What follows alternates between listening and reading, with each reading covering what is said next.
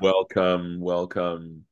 Baruch atah Adonai Eloheinu melech haolam asher kitshanu b'mitzvotav v'tzivanu la'asok b'divrei Torah. Amen. And going into the share.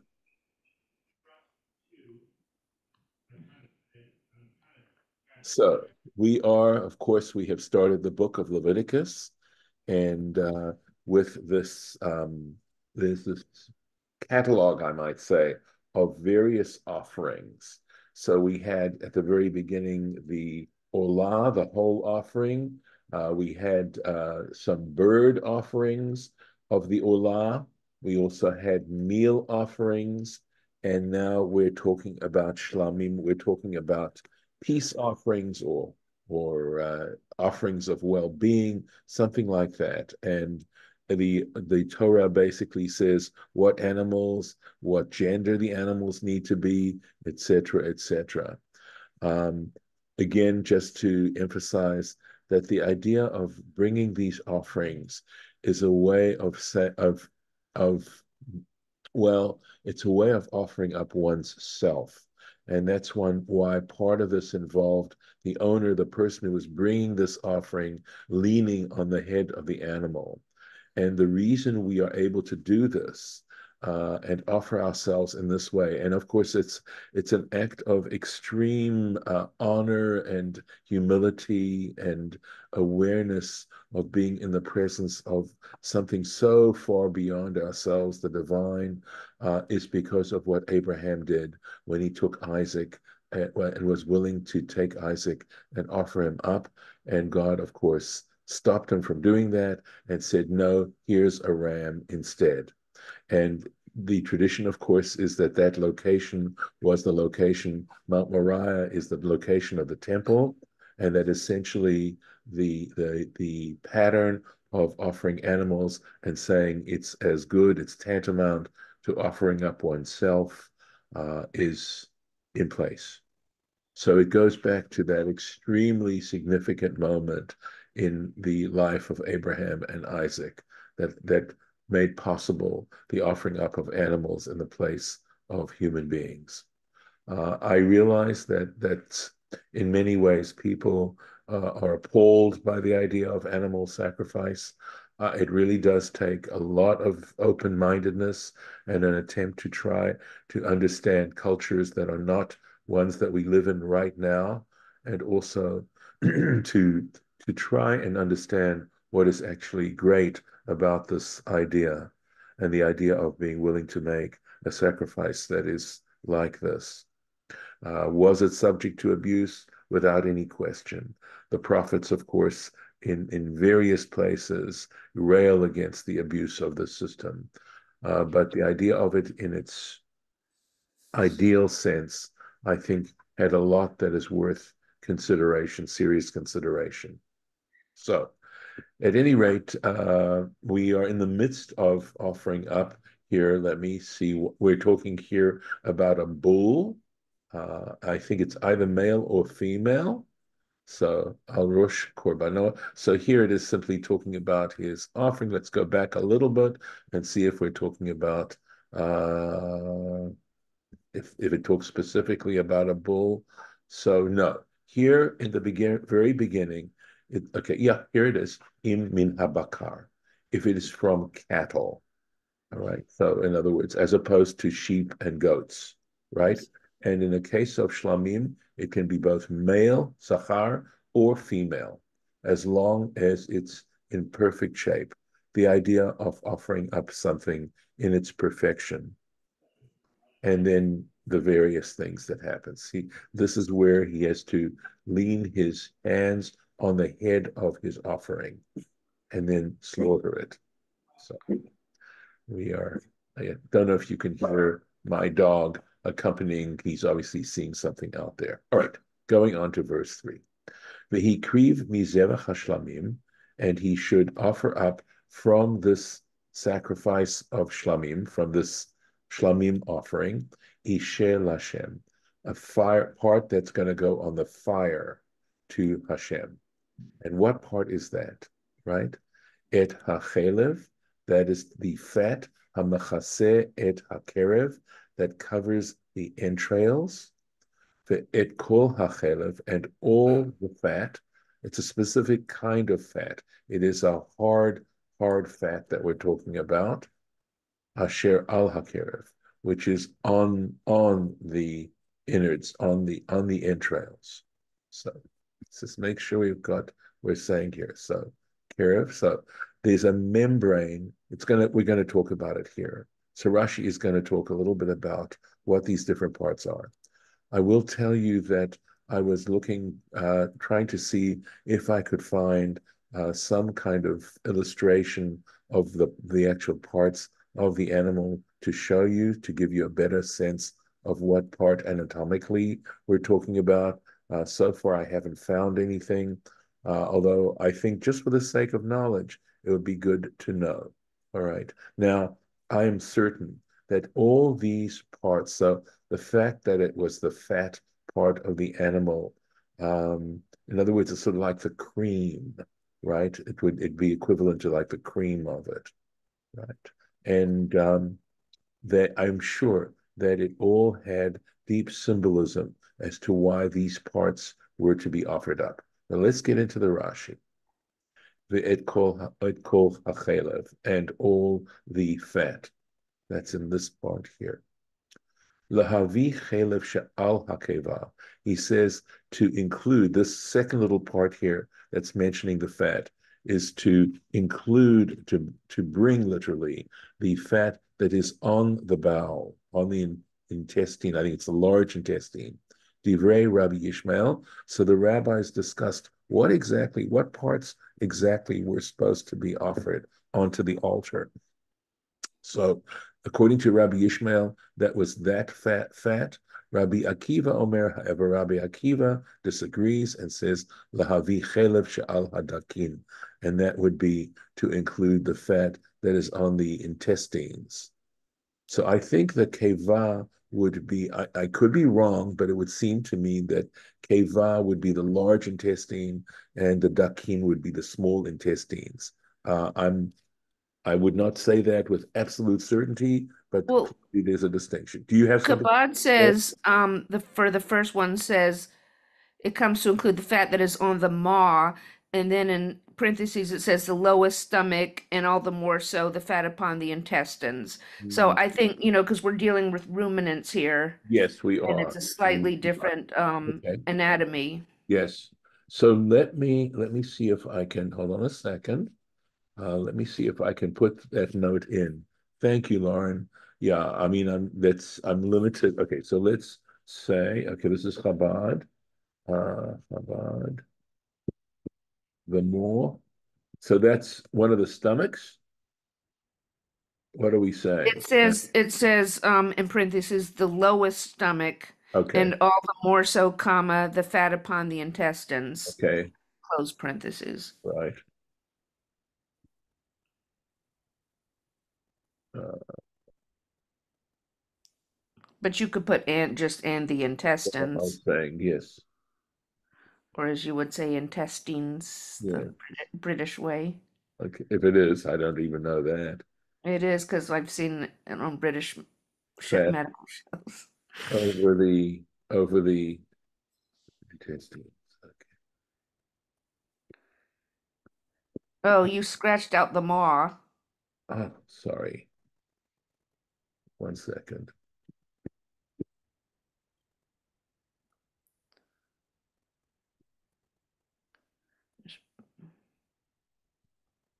Okay. Thank you. You're welcome. I will. So I'm going to put that here, and I'm going to eliminate this. Okay. Oh. Hmm. Very good. Okay. So going on, I think there's a little more Rashi on this. I'll double check. No, it doesn't look like there's more Rashi here. I just want to make sure it doesn't continue. All right, there we go. All right. So we go on to the next little verse. That's not where it ends. Okay. Ve'et shtei haklayot, and the two kidneys, ve'et hachelev asher aleihem, and the fat which is over them. Asher al salim, which is over the loins.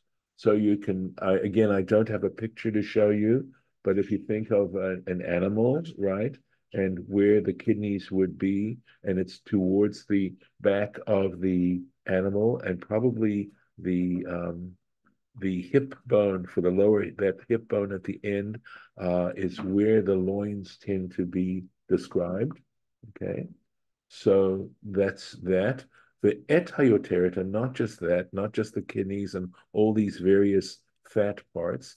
The et hayoteret ala kaved, and the love yoteret from yoter means more. In other words, something that exceeds or goes beyond al kaved on the liver. So sometimes it's translated as the lobe of the liver. Ala klayot yasirena. So I think literally it means on, right? But it could mean together with the kidneys, he shall remove it. So let's find this. Ksalim, loins. Look at this.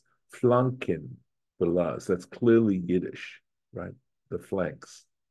Shehachelev she'al haklayot, he explains that the fat, this particular kind of fat that is on the kidneys, keshehabehema chaya, when the animal is alive, hu bagova haksalim, it is at the top part of the flanks, of the loins. Vehem milamata, and they are below. So I think the ksalim, I'm going to guess, is what he's referring to. The flanks are lower than these kidneys. Vezehu hachelev shetachat hamotnaim, and this is the fat which is underneath. Motnaim is like, I think, again, that would be, I think, the loins. How do they translate that in Chabad? Loins. Yes, loins. Shekorin belas. Look at this. Lunbil, something like that. Lonbel. Lonveil. Lov. Lonbels. Okay, let me put this. And by the way, in mine it had Old French flunk and not didn't say flunken in Oh, Yiddish on oh, mine. really? Okay, maybe that's Lonbel. Is that? Lonbels. Yep, there we go. You can see I've spelled it that way. Okay, all right. Well, that's so. It just says laws. Yeah, so maybe that is the French, and because it's so similar to the Yiddish, they didn't put the Yiddish in. Could be that too. So he says, Lovin hanir'ah lamala. He says a white part, okay, something that's white, that is seen lamala above, bagova haksalim, at the same height of as the flanks, as the loins, tachtito, excuse me, and right below it, habasar chofhehu, or chofho, the meat, the flesh, covers it. So you can see that Rashi also, without being able to have the privilege of doing illustrations, is trying so hard to give us a way to visualize what's going on here. Hayoteret, hu dofan hamasech, hamesech, maybe, right? This is the membrane. Oh, hamasach, forgive me. Masach is something, a dofan is a wall, a masach is like a screen. So, in other words, a screen or a membrane, shekorin ibre. So, uvelashon Arami, and in Aramaic, it's called tagra de kavda, right? So that would be apparently tagra means the lobe of the liver. So the shape in which the liver is, and there must be some protruding piece that sticks beyond the basic outline of the liver. Al hakaved, on the liver. Sheyitol min hakaved ima. So this is what I'd say. This is how we translated it, right? That he should take some of the liver, that is the lobe, of course, with it, ma'at, a little bit. Over makom acher, and in another place in the scripture, it's talking about in the Torah, hu omer ve'et hayoteret min hakaved, and there it says, and the yoteret, the lobe from the liver. Ala kaved ala klayot, on the liver, or together. I think this means the liver together with the kidneys. Levad, apart. He says here it means uh, kaved. In other words, separate from the liver. Ulevad min haklayot yasirenu lazol. So it's interesting. He says that and apart from the kidneys, he should remove this part. So I think possibly what he's saying is that there are parts of these innards that are removed at this time with this membrane or with this fat or something like that. So again, this leaves a lot of room for interpretation as to what this all symbolizes. VaYikra oto b'nei Aaron, and by the way, these parts I believe are called the amorim. The amorim, they're the parts that go up onto the sacrifice, onto the altar itself, as you're going to see.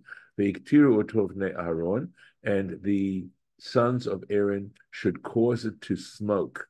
Hamizbecha, on the altar. Al ha'olah, on the olah. This is, of course, the first type of sacrifice that we had talked about. And of course, the parts of the olah that actually went up on the altar were a lot more than the parts of the shlamim. Okay. Asher al ha'itzim, and the olah is on the wood. Asher al ha'esh, which is on the pyre or the fire. Isher reach nichoch, an offering of fire, of pleasing fragrance, Lashem, to God. Now, yeah, I mean, listen, obviously we know that roasting meat and roasting fat and things like that can smell very good, but I think it's clear that beyond that, the idea is that when we perform the divine commandments, it's described metaphorically as of pleasing odor, of pleasing fragrance, that there's a level of divine satisfaction involved in us being able to perform God's will. So, al ha'olah, on the olah, on that whole offering, milvad ha'olah. So it simply means together, apart from the olah offering. Lamanu, and so because it's mentioned, the olah is mentioned here. Lamanu, we learn from this, shetakdim olat tamud, that the perpetual daily offering should go first. It has to precede lachol korban al hama'aracha. It precedes any other offering which is placed on the wood of the altar or on the altar itself. So the fact that it mentions it here means that we understand that the very first offering of the day is the lamb in the morning. This is mentioned elsewhere. And of course, that's a community offering. There's a lamb brought in the morning and a lamb brought in the afternoon. And by the way, that corresponds to our shacharit service and our mincha service. When the temple was destroyed, by that time, there were in place these particular prayers that represented it. Going on. Ve'im min hatzon korbano, and if his offering, this shlamim offering, is from the flock, that is sheep specifically, lezevach shlamim ladonai, as a shlamim offering to Hashem, zachar or nekeva. Again, it can be either male or female. Tamin yakrivenu. Again, it needs to be perfect. Im kesef, if it is a lamb, hu makriv, he is offering at korbano, his sacrifice. If his sacrifice happens to be from a sheep, okay, ve'ikriv oto lifnei Hashem, he shall present it before Hashem. And let's go back here to the Rashi. Im kesef. So very often sheep and goats are linked together. But here the Torah is separating out the sheep from the goats. in terms of, and you'll see later on, we're going to deal with the goats. And he explains, Rashi says, Lefi sheyesh be'imurei hakesev, because amongst those parts of the animal that are offered up on the altar, remember I just told you the word is imurim, or amurim, hakesef, ma she'ein be'emorei ha'ez, something that is not included in the parts of the goat that are offered up on the altar. Shehakesef, because a sheep, aliyato, he has this fat tail, kreva, is offered up as well. So there's this fat tail that a sheep has that a goat does not have. L'chach nechlaku lishtei parshiot, and for this reason they are divided up into two separate paragraphs.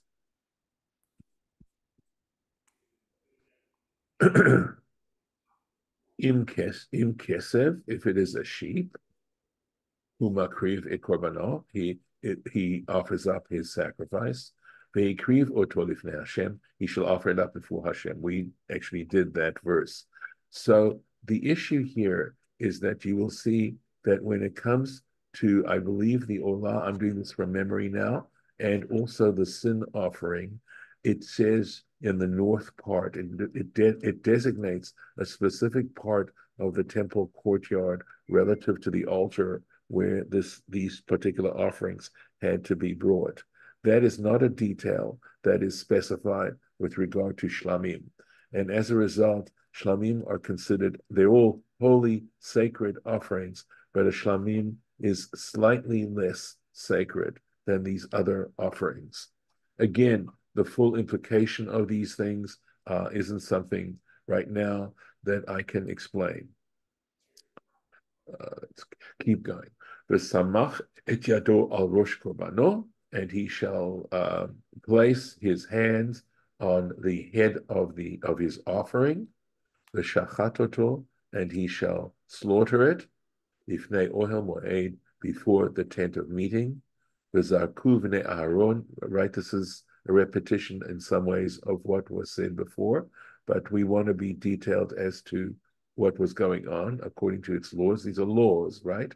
And the sons of Aaron should sprinkle its blood al hamizbeach saviv, all around the altar. V'zarku. So v'zarku, and they should cast it. Shtei matanot. This is referring to two acts of casting the blood. Shehein arba, which winds up to be four, meaning, okay, that they were thrown at the corner of the altar so that the blood would sprinkle itself on the two sides adjacent to the corner. So they could use two sprinklings and yet get and achieve all the four sides of the altar. For al yedei hakli, right, and by means of the vessel, who zorek, he casts the blood. Ve'eno noten ba'epta, but he doesn't place the blood using his finger. And the reason this is being mentioned, as I'm sure you can already figure out, is because there are certain offerings where the priest had to use his finger to dip his finger in the blood, and then where he was going to have to place it on the altar. Ella b'chatat. It's only in the chatat offering, the sin offering, where the priest has to use his finger, and possibly his finger as well. That's what we're talking about.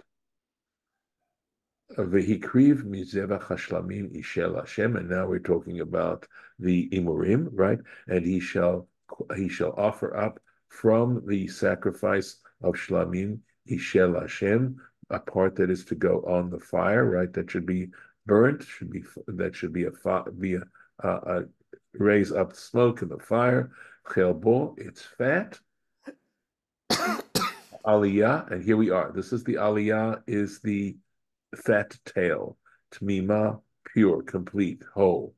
Lumat ha'atzeh, and that is this aliyah, I believe he means, that is opposite the backbone. Yasirena, he should remove it. And I think, again, It's talking about the aliyah and how he had to remove the fat tail. Now we're looking at similar parts of the animal that were like the bull or the cow and the calf or the bull the calf, the fat that covers the entrails, the kol hachelev, and all the fat asher al hakerev, which is on the loins or on the entrails. Excuse me 1 second.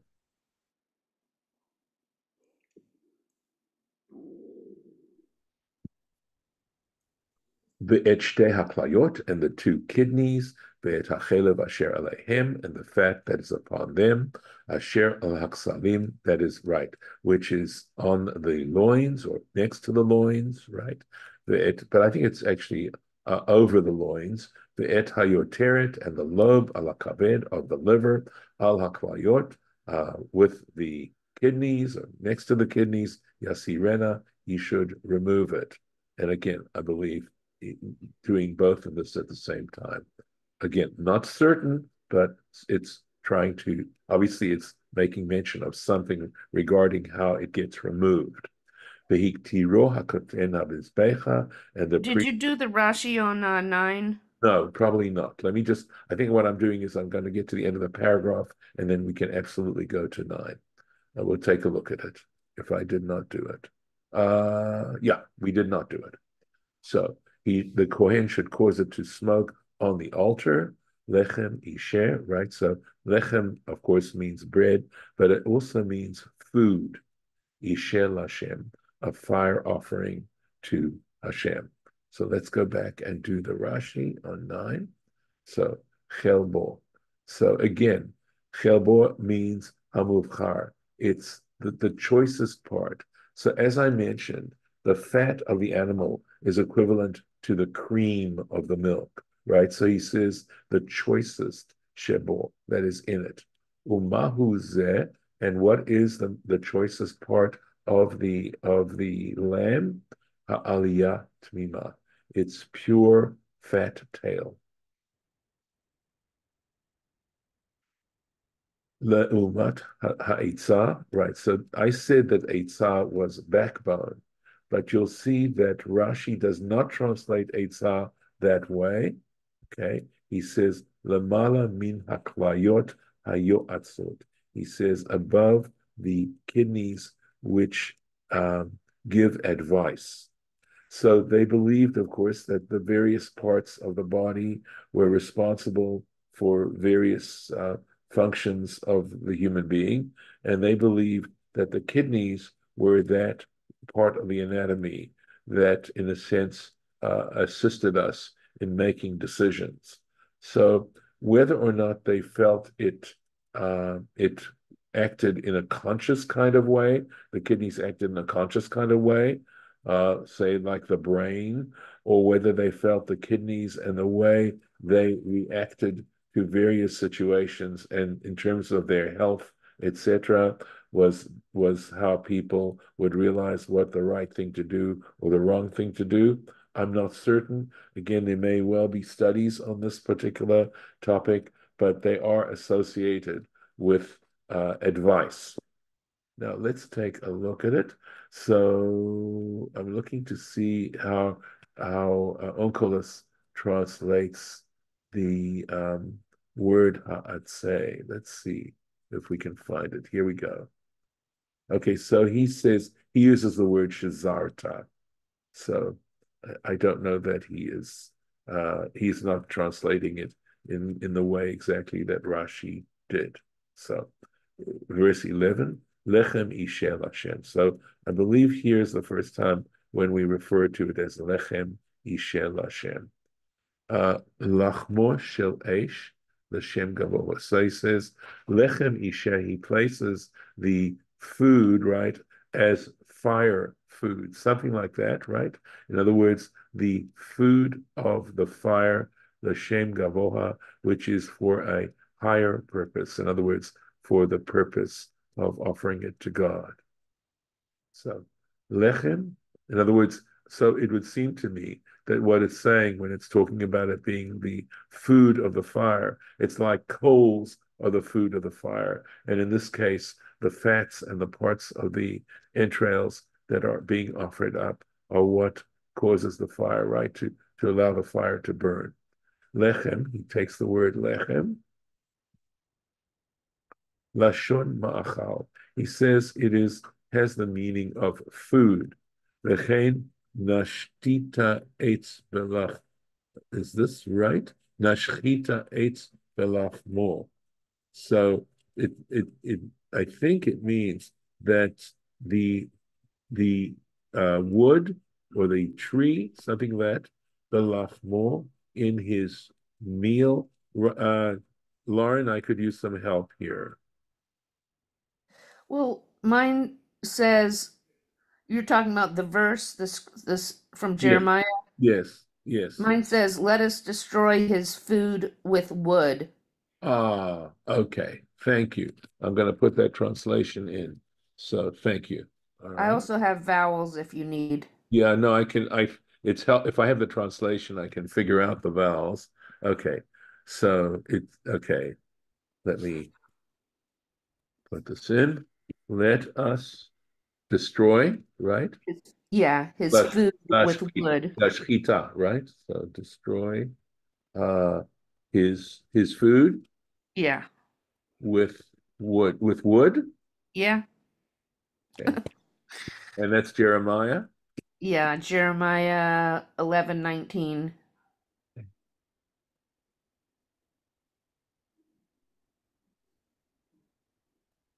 Thank you. Okay. Kind of looks like it says, "Let us destroy his wood with food," but Right. I know. I know. Well, the b here is what gives yeah, it. So yeah. avad, this is I recognize this is actually this is Belshazzar's feast, I believe, referring. So this would be from the book of Daniel. Avad Mm-hmm. lechem rav. He made a great feast. Okay. Uh lischok osim lechem and lischok, of course, means to make sport. They make a feast to make sport, something like that. And this is a good place for us to stop at this And point. that's Ecclesiastes. Aha, And aha. it says, joyous occasions is what they say. I know litzok Oh, is laughter, so no. whatever. Oh, Play. I get those two confused. so Ecclesiastes. Mm-hmm. So it was Daniel 5:1 and Ecclesiastes 10:19. And what was the translation there? They say joyous occasions. Interesting. Okay, so I didn't know the context. Okay, so all right. Well, that makes sense. Let me put this. It makes sense for what we're talking about, but it doesn't translate Well, the word as well. well, it's for celebrations, right? That's what they're talking about. Mm. Yeah, Maybe we because could say this quote Simcha. can also mean yes, yes, exactly. All right. Thank you very, very much. Okay, let's go. Let's make sure. Let's see. Okay, find the place for where we can start. Nope, I think we have to go back.